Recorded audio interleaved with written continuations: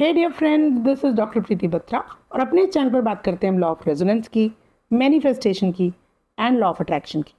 आज हम बात करने वाले हैं कि ऐसा क्या है कि जो आपको नहीं मालूम अबाउट मैनिफेस्टेशन। हो सकता है आपने मैनिफेस्टेशन जर्नी स्टार्ट कर दी हो, लेकिन आपको ना रिजल्ट्स नहीं मिल रहे हो। इनफैक्ट बहुत ज़्यादा आपको क्योस फीलिंग आ रही हो, आपको लग रहा हो कि बहुत सारे हर्डल्स आ रहे हैं। क्या आपकी लाइफ में हर्डल्स आना शुरू हो जाते हैं जैसे ही आप एक डेलिब्रेट मैनिफेस्टेशन शुरू करते हैं? और क्या आपको ये बात मालूम है कि ये हर्डल्स आपकी लाइफ में क्यों आ रहे हैं, और क्या इन हर्डल्स को किस तरीके से हमको ऑब्जर्व करना है, ये किसी ने बताया while this manifesting journey is on? ध्यान से समझते हैं इस चीज़ को। सबसे पहले तो ये समझते हैं कि ये वाले जो हर्डल्स हैं वो आते क्यों हैं, या हमारी लाइफ में ये क्योस क्यों आता है। तो इसको ना एक लॉ के फॉर्म में समझते हैं, क्योंकि मेरे इस चैनल पर आपने जब भी बातें सुनी होंगी हमेशा लॉ बेस्ड होंगी, हमेशा आपको ना आपका लॉजिक क्लियर करके ही वो चीज़ें मैं आपको बताती हूँ। तो लॉ ऑफ डिसरप्शन यहाँ पर काम कर रहा होता है। यानी कि मान लीजिए आप इस लेवल पे हैं, ठीक है, मान लीजिए आप इस लेवल पे हैं, अब इस लेवल से इस लेवल पे जाना है। तो ऐसा समझते हैं ये एक वीडियो गेम है, ठीक है, और उस वीडियो गेम पे जाने के लिए आपको जब इस लेवल से इस लेवल पे जाना है तो ऑब्वियसली रास्ते में आपको ये जो उतार चढ़ाव आएंगे जो आपको ऊपर की तरफ लेके जाएंगे, ये कुछ डिसरप्शन होगा या कुछ ऐसे चैलेंजेस आएंगे लाइफ में जो आपको आपके ऊपर के लेवल तक लेके जाएंगे, ठीक है। अब इस चीज़ को ना बड़े ध्यान से समझना है कि लॉ ऑफ डिसरप्शन हमारी लाइफ में क्यों आता है।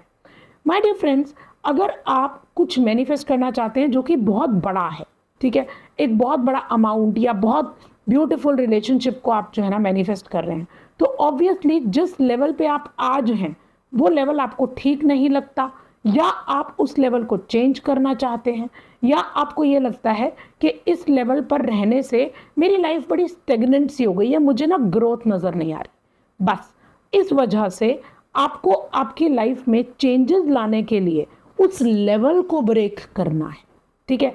और बिकॉज उस लेवल को हम ब्रेक करते हैं क्योंकि हमने मैनिफेस्ट किया हुआ है उससे बेटर लाइफ, इस वजह से हमारी लाइफ में कुछ हर्डल्स आते हैं। मान लीजिए कि आप ना एक जॉब करते हैं, एक एम्प्लॉई हैं, ठीक है, और आपके मन में ख्याल आता है कि मुझे एक बहुत बड़ा बिजनेस ओनर बनना है, मुझे जो है ना एक बहुत ज़बरदस्त स्टार्टअप स्टार्ट करना है, मुझे इसके बाद में यूनिकॉर्न बनना है, ठीक है। आपने मैनिफेस्ट करना शुरू किया कि मुझे यूनिकॉर्न बनना है, ठीक है।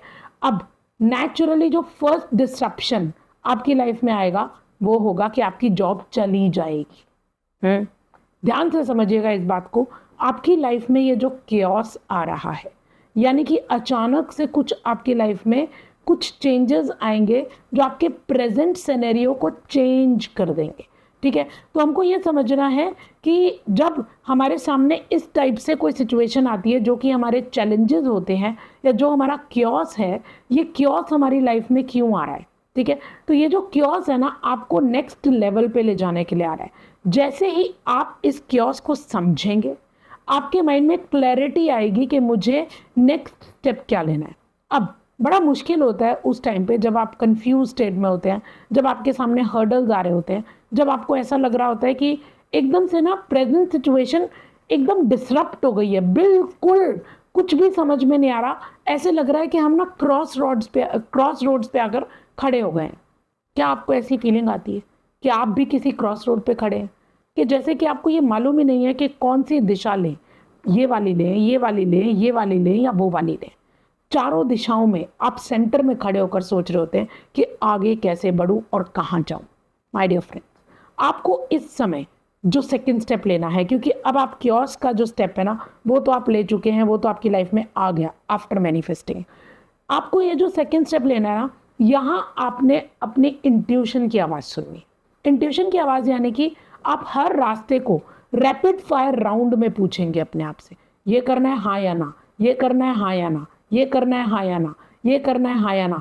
सारे जितने भी आपके सामने जितनी भी सॉल्यूशंस लिखे हुए हैं सबके ऊपर आप यस और नो का जो है ना एक साइन बना दीजिए, आंखें बंद कीजिए, दिल पर हार्ट पे अपने जो है ना हाथ रखिए, और उसके बाद पूछिए अपने आप से ये करना है हाँ या ना।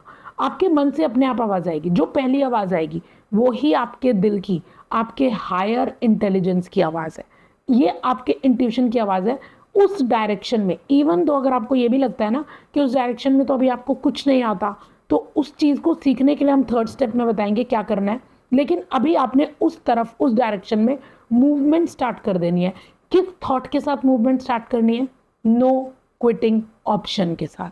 नो क्विटिंग ऑप्शन के साथ, क्योंकि इस रोड पर आपको अभी और चैलेंजेस आने वाले हैं, क्योंकि ये जो नई चीज़, नया लेवल जो आप लेना चाहते हैं, यहाँ के आपको क्या सीखना है, ये आपका थर्ड स्टेप बताता है। आपको यहाँ का एटीट्यूड, यहाँ का बिहेवियर, यहाँ के स्किल्स सीखने हैं, ठीक है। अभी आपको यहाँ पे होने का जो एटीट्यूड है उसको सीखने में टाइम लगेगा। तो जब तक आप वो सीखेंगे नहीं ना, तब तक वो चीज़ें आपके सामने नहीं आएंगी। मतलब एकदम से आपके मन से जो है ना यस नहीं आएगा, ये मैं कर सकती हूँ या कर सकता हूँ। हाँ, आवाज़ तब आएगी जब आप बाय प्रैक्टिस उस एटीट्यूड को, उस बिहेवियर को, उस स्किल को पूरी तरह से अपनी बॉडी में ना एम्बॉडीमेंट या धारण कर लेते हैं, ठीक है। ये कुछ ऐसा है कि अब लेट्स से आप एम्प्लॉई हैं और आपको जो है ना, क्योंकि यूनिकॉर्न बनाना है, आपने सब कुछ सोचा और आपकी जॉब चली गई। अब आपने अपनी उस डायरेक्शन में मूव करना शुरू किया। कौन से चैलेंजेस आएंगे? आपके पेरेंट्स, आपके पीयर ग्रुप, सब लोग आपको रोकेंगे। यही नहीं, आपका खुद का माइंड आपको रोकेगा, क्योंकि उसने उस एक्सपीरियंस को उससे पहले कभी एक्सपीरियंस नहीं किया है। वो बार बार आपको आपके कंफर्ट जोन में लेके जाएगा।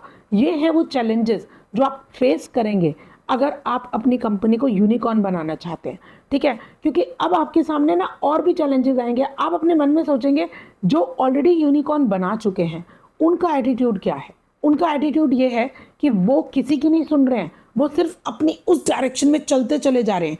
उनके मन में जुनून है, उस चीज़ को यूनिकॉर्न बनाने का जुनून। तो आप बस उस टाइम पे एक्शंस लेते हैं।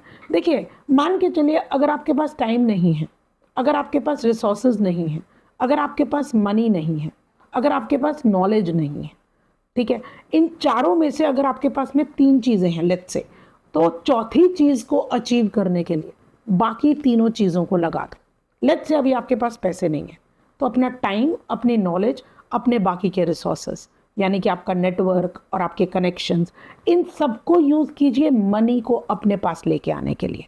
अब मान लीजिए आपके पास टाइम नहीं है, तो मनी को, अपनी नॉलेज को, अपने रिसोर्सेज या नेटवर्क को यूज़ करिए ऐसे लोगों को अपने पास लाने के लिए जो आपको टाइम दे सके। है ना कितने कमाल की बात कि आपको अगर एक चीज़ आपके पास नहीं है तो बाकी जो 3 चीज़ें हैं उन चीज़ों को इस्तेमाल करके ये चौथी चीज़ आप अपने पास ला सकते हैं। लेकिन इसके लिए आपको सीखना पड़ेगा वो एटीट्यूड, वो बिहेवियर, वो स्किल्स जो ज़रूरी होते हैं इन सब चीज़ों को अडेप्ट करने के लिए, यानी आपकी नई आइडेंटिटी के साथ में आपको रेजोनेट करवाने के लिए, आपके जो मैनिफेस्टेशन जो आप करना चाहते हैं उस जर्नी तक पहुंचने के लिए क्या चीज़ है जो आपको रोक रही है। आपको पता है वो आप खुद हैं, क्योंकि वो आपकी अपनी लिमिटेशंस हैं। आज अपनी लिमिटेशंस के बारे में लिखिए और पूछिए खुद से कि मुझे इन डिस्ट्रप्शंस के लिए, मुझे इन जितने भी केओस के लिए तैयार होना चाहिए या नहीं। यदि आप तैयार नहीं हैं तो डेलिब्रेट मैनिफेस्टेशन, यानी कि एक नेक्स्ट लेवल पे बात, जो सोचने की जो बात है ना, उस चीज़ को अभी छोड़ दीजिए। लेकिन अगर आपको लगता है कि नहीं मैं पूरी तरह से तैयार हूँ, तो प्लीज़ ज़रूर कीजिए डेलिब्रेट मैनिफेस्टेशन, लेकिन इन चैलेंजेस से डर कर नहीं, इन चैलेंजेस से बाहर निकल कर अपने नए लेवल को हमेशा के लिए अपने मन में बसाने के लिए कीजिए। Thank you so much for watching. अगर आपको मेरे वीडियोज़ अच्छे लगते हैं तो प्लीज़ कमेंट्स में ज़रूर लिखिएगा, और अगर आपको इनसे कोई भी फ़ायदा होता है वो भी कमेंट्स में लिख के ज़रूर बताइएगा, क्योंकि आपके कमेंट्स और आपका मुझे सपोर्ट करना ये YouTube चैनल को सपोर्ट करेगा, जिससे कि मैं और अच्छे वीडियोस बना पाऊँगी। Thank you so much for watching.